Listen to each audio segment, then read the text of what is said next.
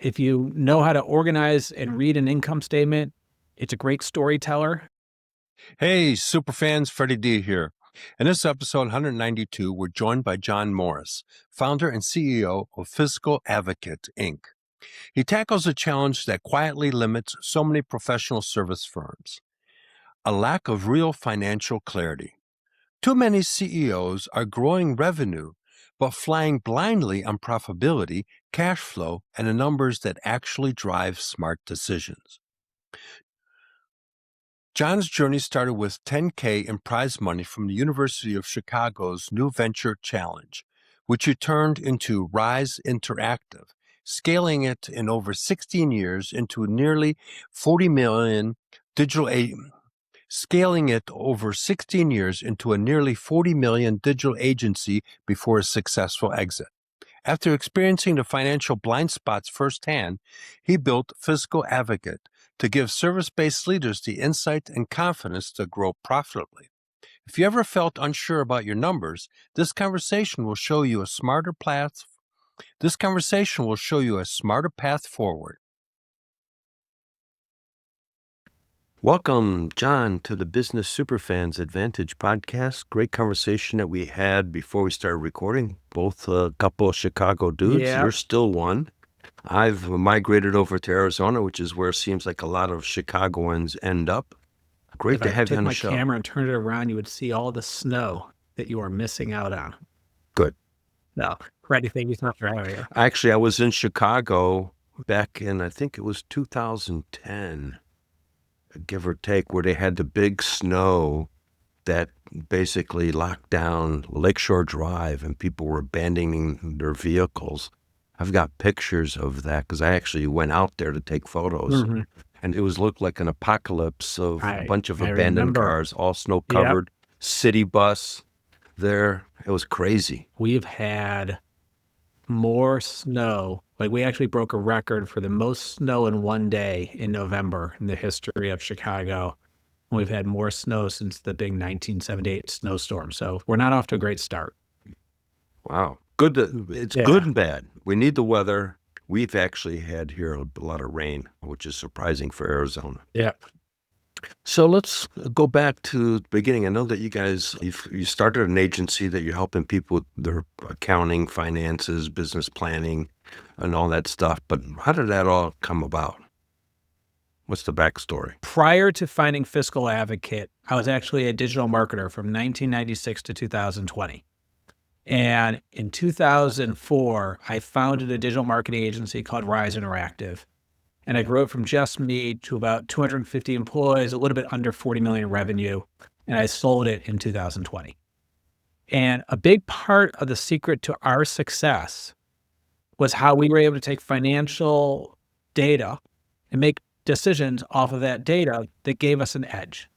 If you know how to organize and read an income statement, it's a great storyteller. I know it sounds strange, but that was the foundation to how we did our business and made our decisions. And so when I exited, that would be really fun. I love connecting with other entrepreneurs. I love helping people. And I thought that this was a way that I could give back and ideally help make other people's entrepreneurial dreams come true. You bring up an interesting point because you're right. The P&L statement is really a roadmap that gives you the ability to see what is happening within the company. And a lot of times you can find deficiencies within the organization based upon the financials. Not only just inefficiencies, but you can also find what's important to them. People come to me all the time and say they want to grow faster. And I always follow that up with a simple question. Awesome. What % of your revenue do you spend on sales and marketing? And oftentimes the answer I get is 0. And so my response is, it's all word of mouth and all referral, and you don't spend any money on sales and marketing, you don't really want to grow. You might wish that growth happens, but if you want to make growth happen, then you got to spend money on sales and marketing. I'm the opposite. I spend constantly thinking of how do I spend more in innovation and more on sales and marketing.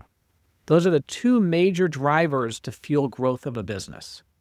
And so if you see those numbers in your income statement, you can instantly determine if you're poised for growth or are you poised to maintain where you're at? Yeah, you bring up a good point because when I was selling technology back in the early, or actually late 80s, we would do marketing, and I was basically running the Chicago office. And I was like, here's a brochure. You've got Illinois, you've got Missouri, Yeah. you've got Indiana, and go sell, and your sales quota is Yeah. this. And so I had to come up with my own marketing. And so what we did back then was we did lunch and learns and invited VPs of engineering, VPs of manufacturing, because I was in the computer-aided design and manufacturing space. And it was a lunch and learn of how the technology was changing for that market space. And so that was our marketing approach. And that's how I get people Yep. in for a lunch and learn. And then basically they would invite me back to their place and says, we would love to, because we weren't selling in the presentation. It was an Yeah. educational. And then so they would invite me back in and said to come in their office and take a look at their operation and let them know how this might help them compete with everybody else. It was like inviting the fox into the hen Exactly. house. Because once I was in, the deal was done. So you're absolutely right. So you need to do some level of marketing and invest in sales and sales training. Yeah, which I put in the whole group. So I basically think of it as like 2026 is around the corner. And ideally, you want to grow. And so there's only 3 ways to grow. You're going to win new customers, you're going to retain your customers, or you're going to upsell your customers. It's really the only 3 drivers. So when it comes to winning new customers, there's 2 avenues. There's sales and there's marketing. And I want you to figure out how much revenue do you want. I want you to break it out by month and be like, I need to win this many clients every single month. This is what it costs to acquire a customer. I'm going to do lunch and learns, or I'm going to go sponsor events, or I'm going to go spend money on media, or I'm going to go hire a channel marketing partner. You got to think about how you're going to get those numbers, and then you got to go execute flawlessly. And by the way, everyone's going to make mistakes. Like you're going to go hire a bad salesperson. You're going to sponsor a wrong event. You're going to try a strategy that's a complete failure. But as long as you optimize and keep on learning, that's how you build a system that creates a flywheel where you keep on growing. Oh, absolutely. And then the part that really, one of the things I've said, because I've been in sales forever, is the sale really begins after the paperwork. The paperwork is just a transaction part. Yeah. In my mind, the sale is the onboarding of the customer, the relationship, whether you're selling a technology product, a service, or whatever it is. It's that whole experience that customer is experiencing after they sign the paperwork, because you can have the greatest sales guy in there, and if your whole onboarding does a face plant, it doesn't matter. You're over. Couldn't agree with you more. One of the expressions you'll hear me say often is that your number one sales goal is never lose a client due to performance. It takes a lot of work to win a client and earn their trust. And if you think of the salesperson as the promise maker, someone who's doing that delivery is the promise keeper. And you want to make sure that the experience is better than what you sold. That's why I mentioned innovation and investing in R&D, is because I constantly want our product to evolve. I want people to be like, wow, what an amazing company to work with. It's important because one of the things is important in the implementation of, if you're bringing technology, and you guys have a software product that helps people, especially the service-based businesses. Yep. But that whole implementation aspect of it is the game changer, because the reality is people are going to run 2 systems. They got to run their existing system because they can't just switch over to the new stuff. They're going to have to run their existing stuff simultaneously as ramping up on the new technology. And so you've got to position that whole company, their mindset, to understand that that's what's going to happen, because a lot of salespeople sell the stuff, but they don't sell what's going to actually be happening. Yeah.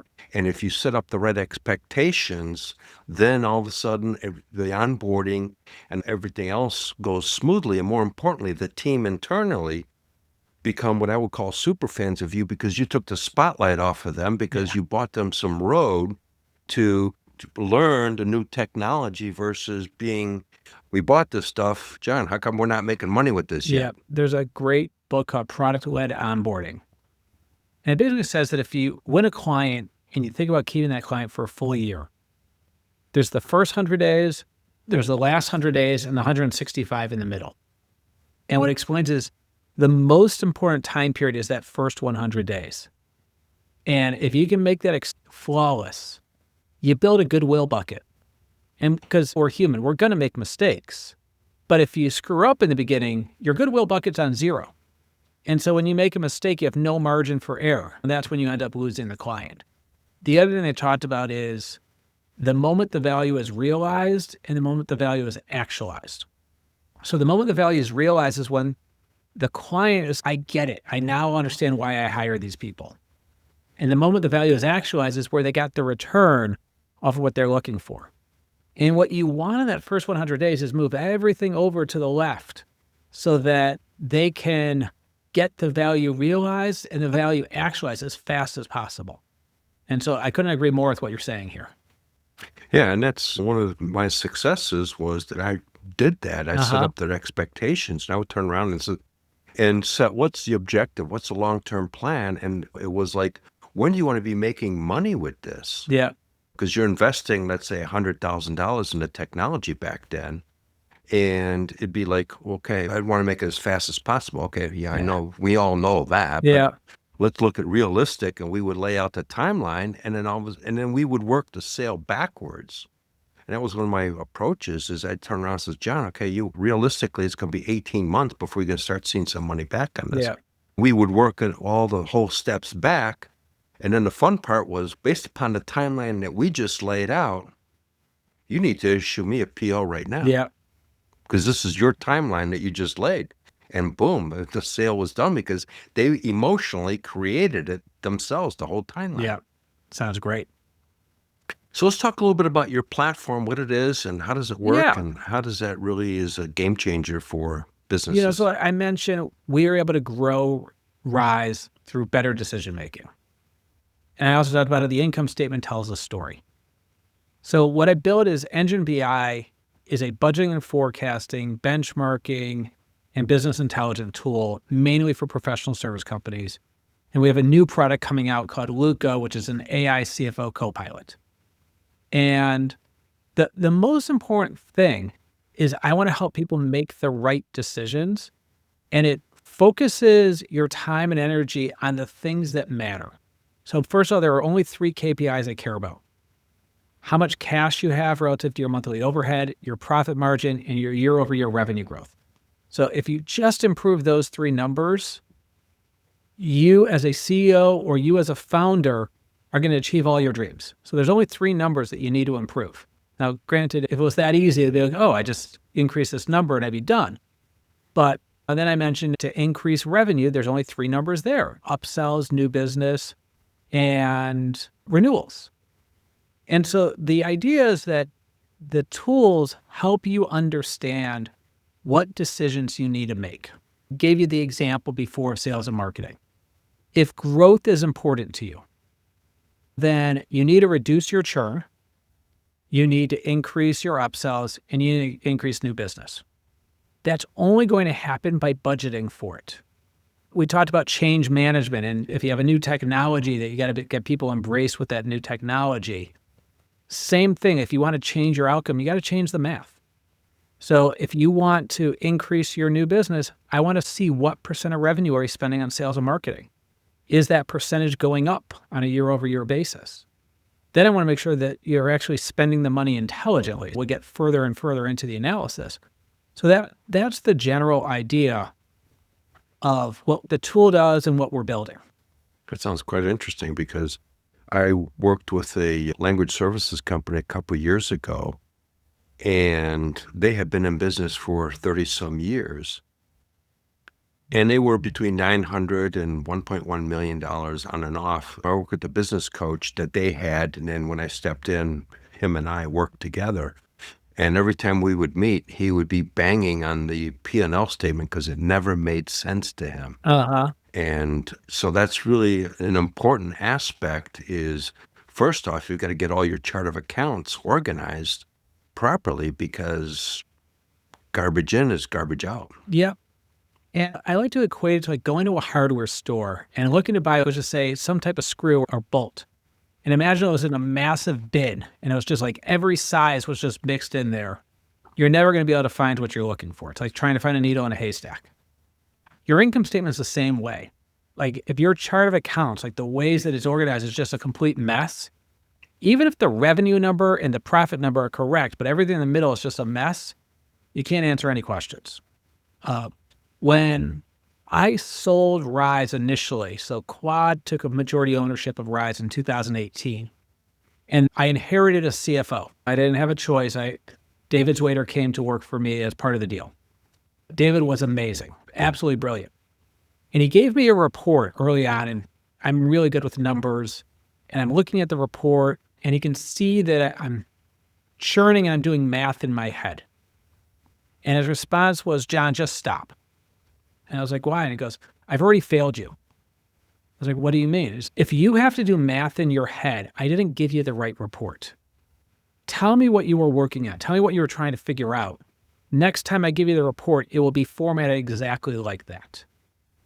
And it's not that many things that you need to look at. There's literally 5 things that you need to look at a high level. What percent of your revenue do you spend to deliver for your customers? What percent do you spend in your back office? What percent do you spend in sales and marketing? What percent do you spend on your executive team? What percent do you spend on R&D? And what percent is your profits? All based on percent of revenue. Those are the 6 things you need to look at. And if you know those numbers, you can make really intelligent decisions. But it's exactly what you said, Freddie, is you got to organize the chart of accounts so that you're not doing math in your head. So I think there's 2 critical pieces. The first one is, do you know the right question to ask? The second one is, once you see this information, do you know what to do with it? So if I tell you that we spend 6% of our revenue on sales and marketing, the question is that good or is that bad? In my opinion, it's bad, and I'll tell you why. Because the average for professional service companies is 8%. I want a competitive advantage when it comes to spending sales and marketing as a percent of revenue. I want to be like at 16%. And so I got to figure out, what am I not investing in so that I can spend more in that area? Same thing with R&D. I want to have the biggest R&D budget relative to my company size. So as I grow, I want the percentages to stay or even grow from there. Yeah, no, you bring up some really important points. And that's one of the things that I used to do with this business coaches. We would look at it, and then we ended up bringing in a forensic CFO to fix the whole chart of accounts and the bookkeeping, because they had to go back several years, because this was a husband and wife team that basically had their cars and some loans in there and everything else. And it never gave us the right numbers. It never gave us the accuracy. Once we had it all cleared up, then I made a minor tweak, and I just increased. We were selling hourly services. I just did a $5 increase, which is a small amount of number. And I basically only got one customer to push back on it. And they go, hey, the invoice is different. What changes? Is we've made a $5 increase. We haven't increased stuff in years. And he says, oh, that makes sense. It's only, that's fine. But that $5 into a big number made a huge difference to the bottom line. We completely change it from a negative net income to a positive net income. We have built into all of our contracts that on the 12-month renewal, the rates automatically go up 5% every year. And a couple people push back on it, but I just explained, I was like, look, we live in inflationary times. I have to give my employees raises every year. Every year I give a cost of living adjustment. And so I can't just continue to get my margin squeezed. Everyone says, that makes sense. I totally understand. They don't like it, but they agree. Yeah, I did the same thing. It's funny you bring that up. I did a 3% over for 3 years, and I sold into hospitals. Yeah. A pretty large hospital. And there was a little pushback at first, but then it was like, it does make sense. And it was 3% is the average inflation rate that was at the time. And they agreed. So you're absolutely right. So let's talk about a little story of how you walked into a company that they were doing okay, but you guys really stepped in and completely changed the dynamics of that company. And they're now one of your biggest brand advocates, or what as I prefer calling as a business superfan, promoting you to others and getting you more business. Yeah, a couple of things. I oftentimes deal with two types of businesses: cash distressed businesses and companies that hit some type of plateau where they just can't grow anymore. And as I said, the income statement tells a story. I can generally tell you exactly why. So last year, I had a client that was doing about 10 million, 11 million in revenue. They were losing $1.5 million. They had a very expensive CFO. They had a massive finance team. And to give you an idea, because I only work with the same types of businesses, I work with service-based companies, I was able to benchmark how much they were spending on their finance team relative to every single company that I dealt with. And it was based on size, however you want to look at it. No one was even close to spending as much money on their finance team. So if you think you're spending that much money on the finance team, you better be profitable, right? Like you should be making a ton of money. As I mentioned, I know all the benchmark numbers. I know what % they should spend in terms of delivering for their customers. I know how much they should spend in their back office. And so working with the CEO, it took about 6 months, but we took them from losing $1.5 million last year to making $1.5 million this year. It's a $3 million swing. Well, that's a huge turnaround. Not That's like only a $3 million increase. Yeah, not only is it a massive turnaround, I love these people. They're just great, high-quality individuals. The amount of stress they had last year was just so unnecessary. And they're not only sleeping well at night, they're excited now.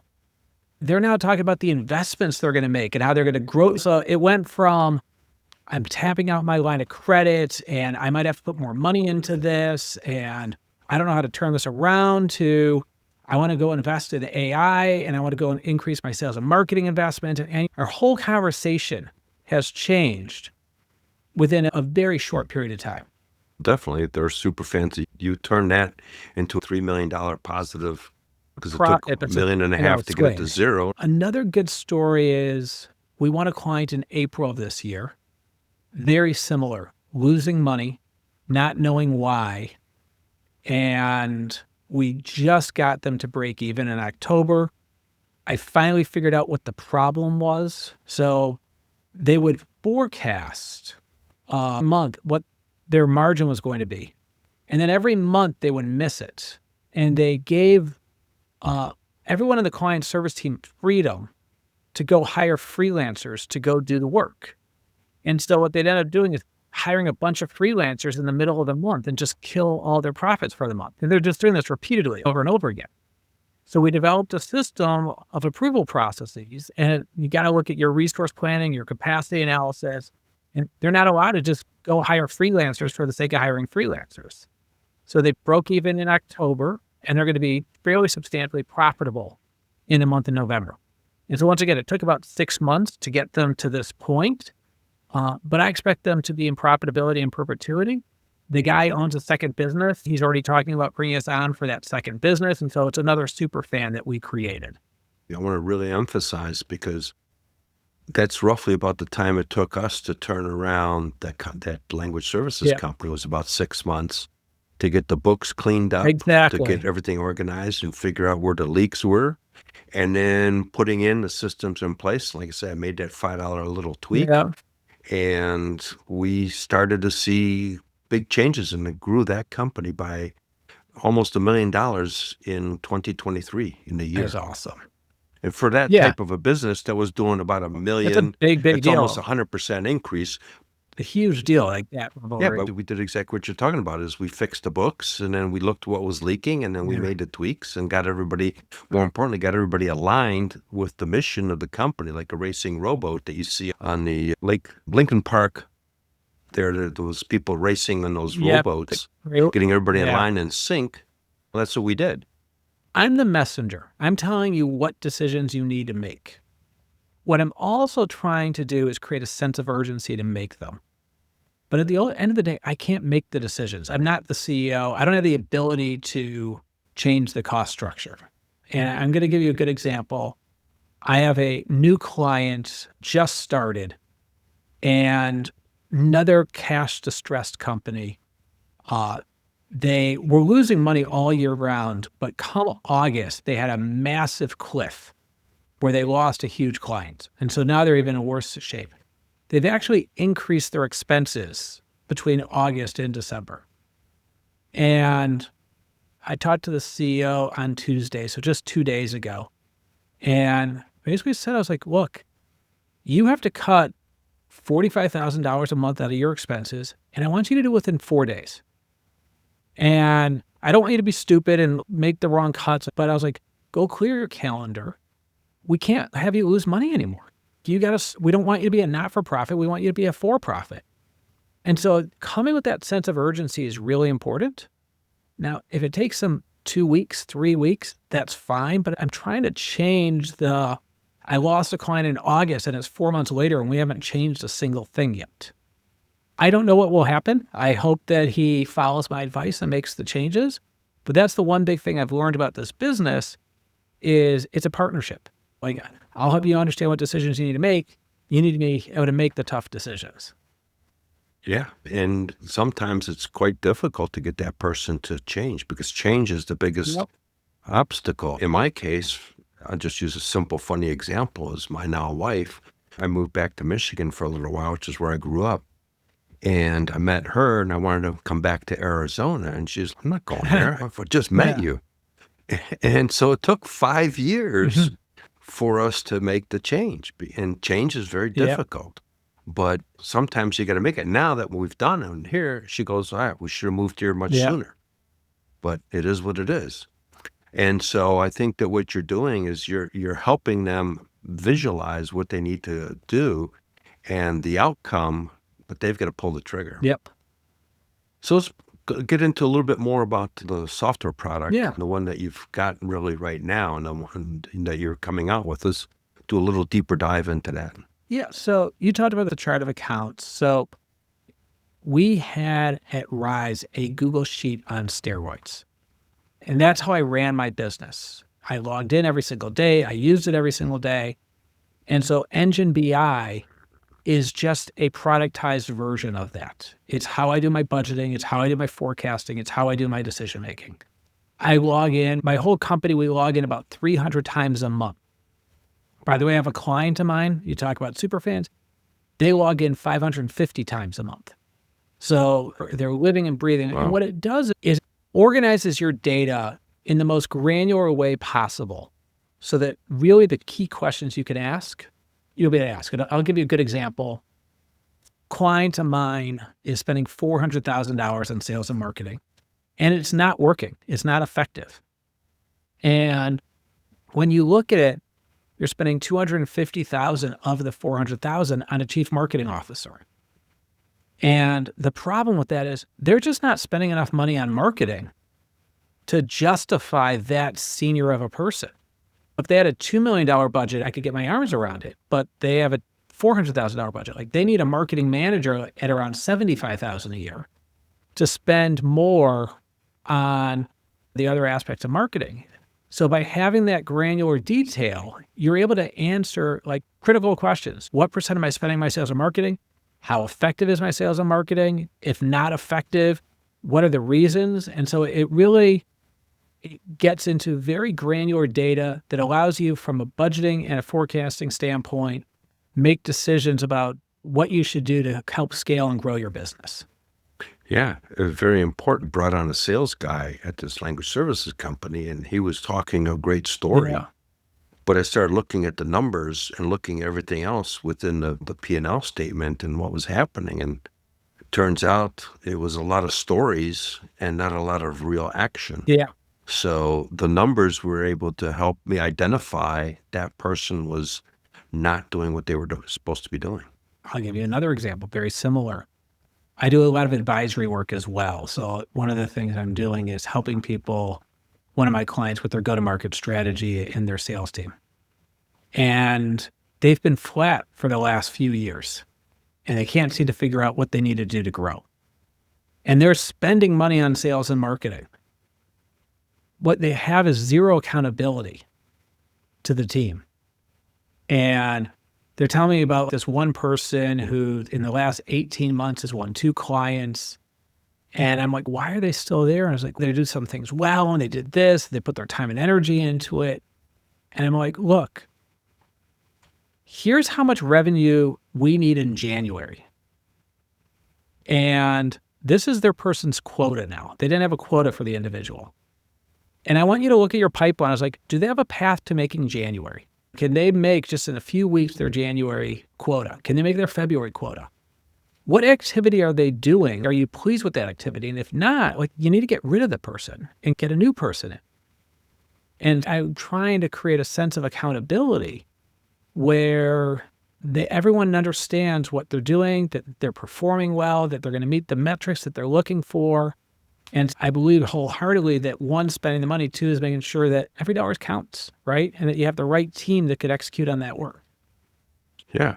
You bring up a great point, because I always had a rule that you need to have 3 times what you anticipate selling. Yeah. Because a third will buy, a third won't buy, and a third you'll lose. Yeah.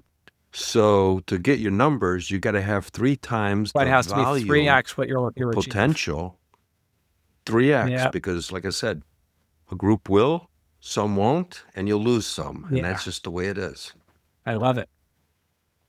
So you bring up a really great point there. And that's a lot of times, unfortunately, businesses just wing it.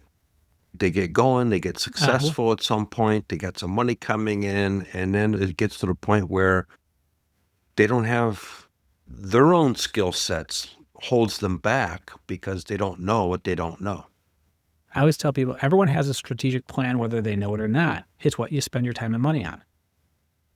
You're not spending any time on sales, you're probably not going to do very well.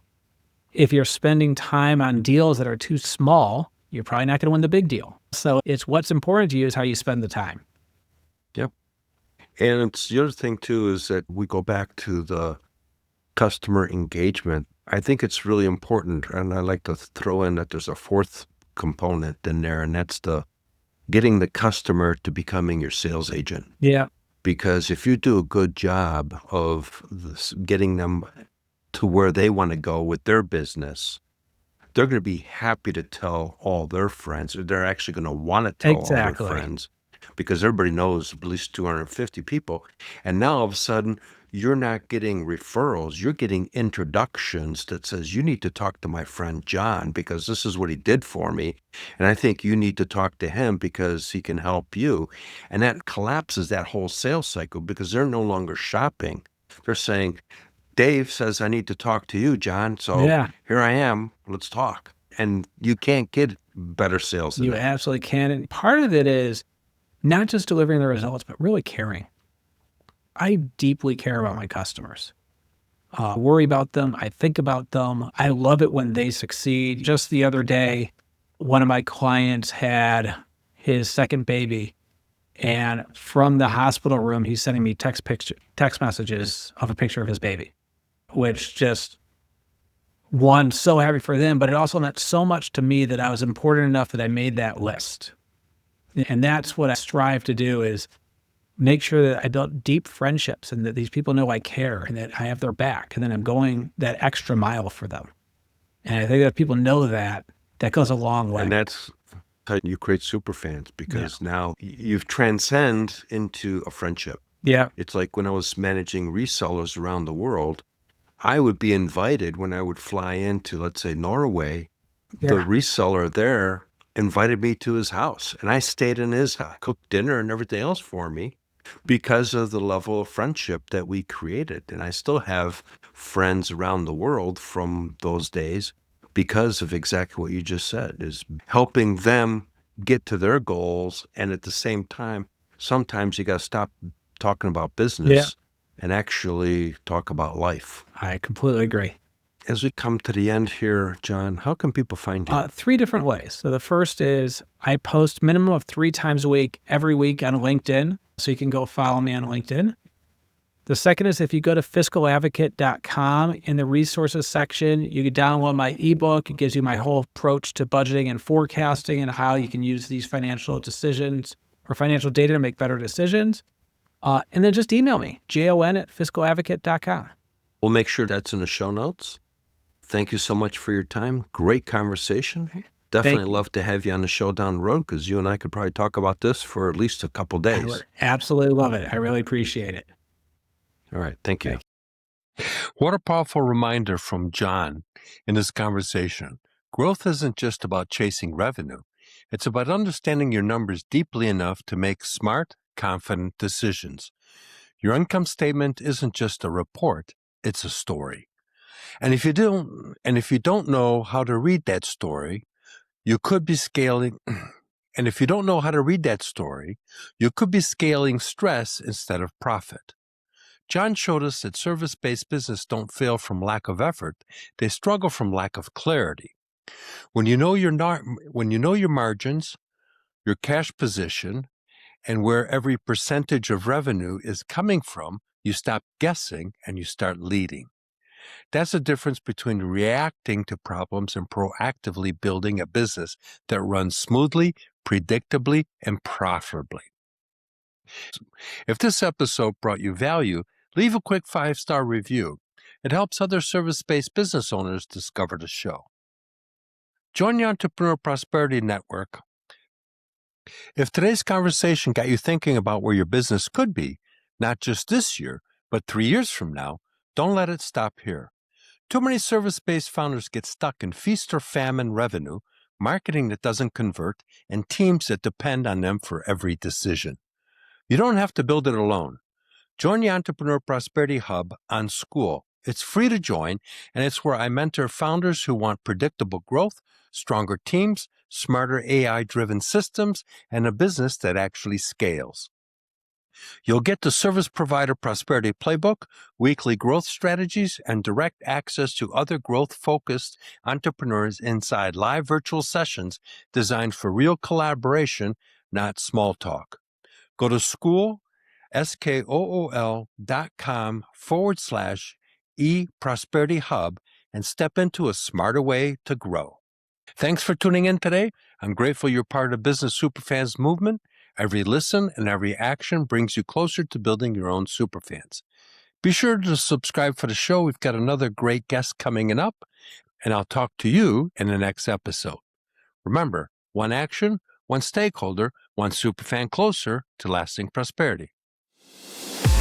We hope you took away some useful knowledge from today's episode of the Business Superfans podcast. Join us on the next episode as we continue guiding you on your journey to achieve flourishing success in business.